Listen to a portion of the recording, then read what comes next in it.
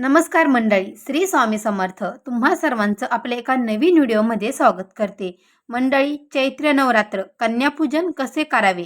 आजच्या या व्हिडिओमध्ये आपण चैत्र नवरात्रामध्ये कन्यापूजन का करावे, कन्यापूजन केल्यामुळे काय होते, हे कन्यापूजन कुणी करावे, याचं महत्त्व काय, कुंवारीचं वय किती असावं, तसेच आपल्या घरातील एखादी कन्या असेल तर आपण तिला पूजू शकतो का, आणि आपण या कन्यांना काय भेटवस्तू द्यावी की जेणेकरून देवी आपल्यावरती प्रसन्न होईल.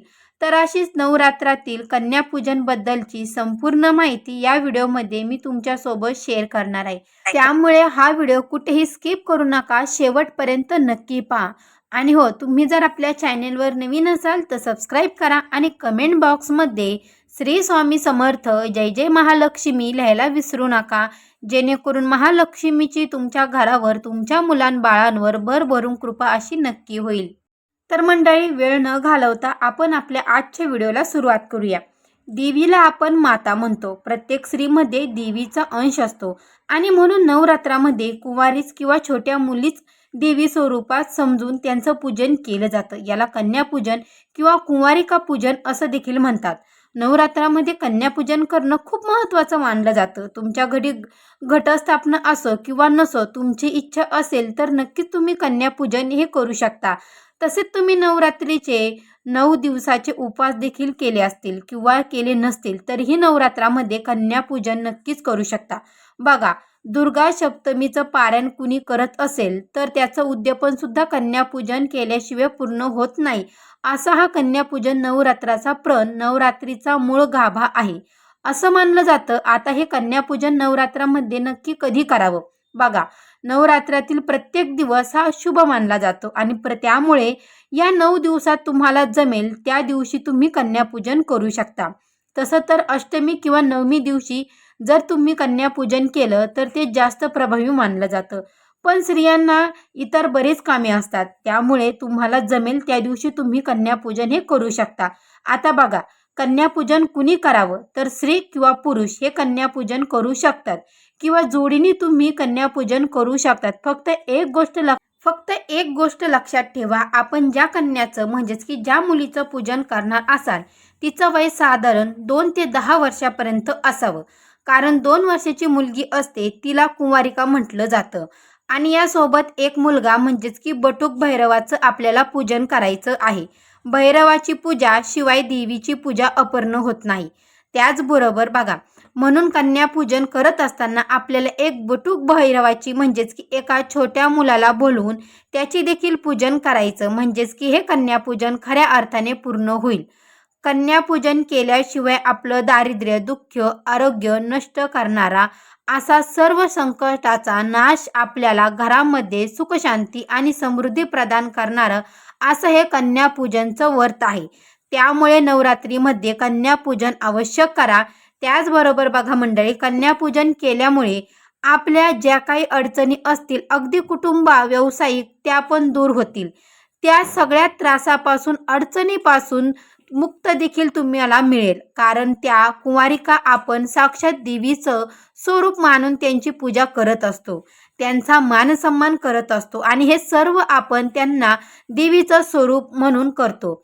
बघा मंडळी, त्यामुळे आपल्या ज्या काही समस्या, आयुष्यातील अडचणी असतात तर त्या देखील दूर होतात. नवरात्रातील प्रत्येक दिवस हा देवीच्या पूजनासाठी समर्पित आहे आणि त्यामुळे तुम्ही प्रतिपदा ते नवमीपर्यंत आपल्याला जमेल त्या दिवशी कन्यापूजन करू शकता. बघा मंडळी, प्रत्येक दिवशी सुद्धा तुम्ही दररोज एक कन्यापूजन देखील करू शकता.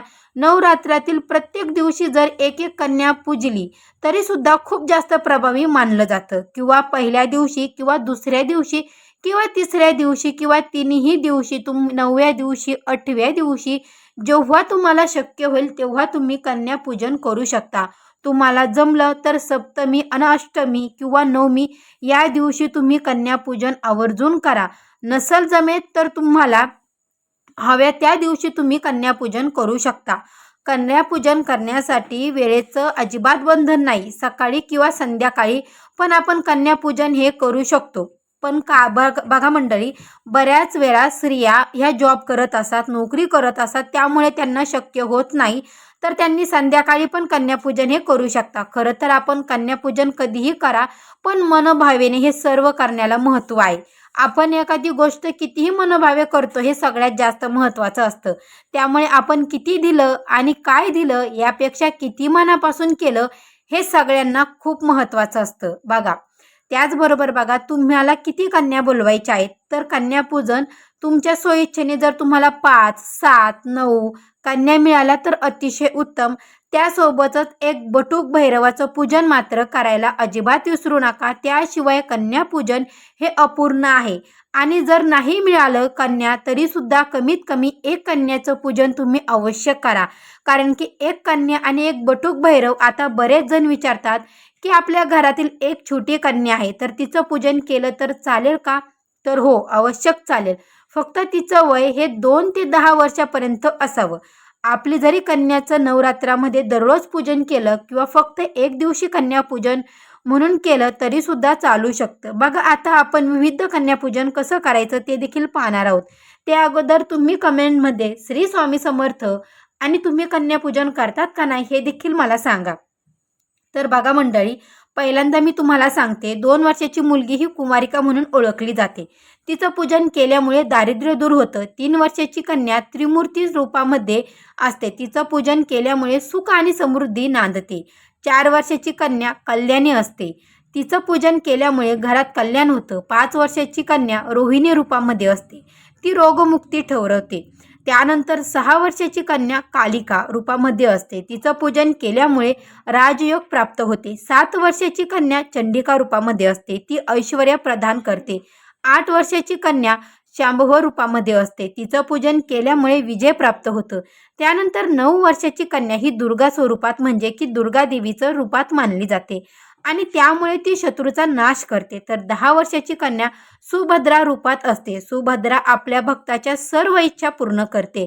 तर हे झालं किती वर्षाची कन्याचं पूजन केल्याने काय लाभ होतो. तर आता आपण एकदम योग्य पद्धतीने आणि विविध कन्यापूजन कसं करायचं तर ते पाहूया. तर कन्यापूजनसाठी आपल्याला सर्वप्रथम बघा मंडळी, कन्यापूजनसाठी आपल्याला घरामध्ये जेव्हा मुली येतात तर साक्षात देवी माता आपल्या घरी येणार असतात आणि म्हणून आपण घरात शांतता ठेवावी, स्वच्छता ठेवावी. ज्या मुलींना आपण बोलवणार असाल त्यांच्याशी आदरपूर्वक आणि प्रेमाने बोलवावं आणि घरामध्ये गोमूत्र शिंपडावं किंवा सकाळी किंवा संध्याकाळी कधी पण आपण कन्याचं कुमारपूजन हे जे करू शकता, 1 दिवस अगोदर किंवा सकाळी जाऊन कन्यांना आपण आमंत्रण द्यावं. या कन्या जेव्हा आपल्या घरामध्ये येतील तेव्हा घरातील सर्वांनी त्यांचं स्वागत करायचं आहे. तुम्ही घंटीनाद करू शकता किंवा फुलांच्या पाकळ्या वगैरे टाकू शकता. प्रत्यक्षात देवी आपल्या घरामध्ये येत आहे असं समजून आपण त्यांचं स्वागत करा. त्यांना बसवण्यासाठी सर्वात आधी आसन टाका. तुम्ही पाठ मांडू शकता किंवा बसण्यासाठी त्यांना एखादं आसन देऊ शकता आणि कन्यांना एका ओळीमध्ये बसवायचं आहे आणि सगळ्यात आधी पाद्यपूजन म्हणजेच की त्यांचं पूजन करायचं आहे. म्हणजे एका परातीत त्यांचे पाय आपल्याला स्वच्छ धुवायचे आहेत आणि घरातल्या सुवासिनी आपल्या पदराने त्यांचे पाय देखील पुसायचे आहेत. त्यानंतर त्यांच्या पायावरती हळदी कुंकू व्हायचं आहे किंवा तुम्ही स्वस्तिक पण काढू शकता. त्यानंतर त्यांना देखील हळदी कुंकू लावायचं आहे. नंतर देवीला ज्या ज्या वस्तू आवडतात, वेणी, गजरा, बांगड्या किंवा शृंगाराचा कोणतीही वस्तू भेट म्हणून तुम्ही देऊ शकता. तसेच शाळेसाठी लागणाऱ्या वस्तू पण तुम्ही त्यांना भेट म्हणून देऊ शकता. त्यानंतर त्यांना ओवाळायचं आहे. बरेच जण भोजन पण देतात. तर भोजनामध्ये तुम्ही देवीला आवडणारा पदार्थ पुरी, खीर, शिरा हे पदार्थ तुम्ही त्यांना देऊ शकता. फक्त दूध जरी दिलं ना तरीही चालू शकतं. जे आपण ड्रायफ्रूट्स वगैरे घालून दूध बनवतो तरी ते सुद्धा तुम्ही देऊ शकता. जसं की पुरणपोळीचा स्वयंपाक जरी तुम्ही बनवला तरी देखील चालेल. बघा, अत्यंत प्रिय आहे म्हणजेच की आपली परिस्थिती कशी असेल त्यावर सुद्धा अवलंबून असतं. तर तुम्ही तुमच्या इच्छेनुसार, परिस्थितीनुसार तुम्हाला जसं जमेल तसं तुम्ही कन्यांना देऊ शकता. एखादं फळ जरी दिलं तरीही चालू शकतं. तुमच्या सोयीच्छेने तुम्हाला कन्यांना काय द्यायचं आहे तुम्ही देऊ शकता. जसं तुम्ही एखादं फळ देताय, जसं की डाळिंब, केळ हे 2 फळ देवीला अत्यंत प्रिय आहे. तर यापैकी डाळिंब, केळी किंवा नारळ यापैकी एखादं फळसुद्धा तुम्ही त्यांना नक्की द्या. तरीसुद्धा देवीला ते तुमच्यावरती प्रसन्न होईल. आणि यासोबत आपण 11 रुपये, 21 रुपये किंवा 101 रुपये आपल्याला जसं जमेल तशी दक्षिणा पण द्यावी. त्याचबरोबर बघा, आपण साक्षात देवीचं पूजन करतोय आणि त्यामुळे तुम्ही मनातल्या मनात एखादा देवीचा मंत्र देखील म्हणू शकता. सर्व मांगल्य मांगल्य शिवे सर्वाद श्राधिके शरण्ये त्र्यंबके गौरी. तुम्हाला मंत्र नारायणी नमस्कार देखील करायचा आहे, मंत्र देखील म्हणायचा आहे. फक्त एक गोष्ट लक्षात ठेवा, तुम्ही किती पण कन्याचं पूजन करा, कमीत कमी एक जरी कन्या पूजली तरीही चालू शकतं. फक्त एक बटुक भैरवाचं पूजन करायला अजिबात विसरू नका. तुम्ही एखाद्या छोट्या मुलाला बोलवून तुम्ही त्या बटुक भैरवाचं पूजन हे नक्की करू शकता.